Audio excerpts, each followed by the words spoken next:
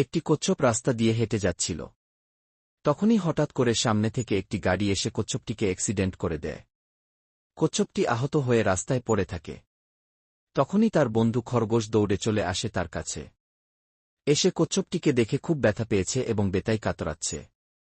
তাই তাকে কাঁধে তুলে বাসায় নিয়ে যায়। তারপর তাকে ব্যান্ডেজ করে দেয়, ওষুধ খাইয়ে দেয়। খরগোশটি কচ্ছপ থেকে যত্ন করে। একদিন খরগোশটি কচ্ছপ বন্ধুকে নিয়ে নদীর কাছে খেলা করতে গিয়েছিল। সবটি খেলা করতে করতে পানির মধ্যে হারিয়ে যায়। তখনই শুরু হয় বড় ধরনের ঝড় বৃষ্টি, বন্যা। বন্যার পানিতে খরগোশটি ভাসতে থাকে একটি বোতলের সাহায্যে। আর খুব কান্না করে ফেললে তখনই পানির নিচ থেকে তার বন্ধু শক্তি তাকে বাঁচিয়ে নেয় এবং কাঁধে করে বাসায় নিয়ে আসে। তারপর তারা খুব আনন্দে হাসিখুশিতে দিন পার করতে থাকে। তারপরও তোমরা লাইক ও সাবস্ক্রাইব করনি।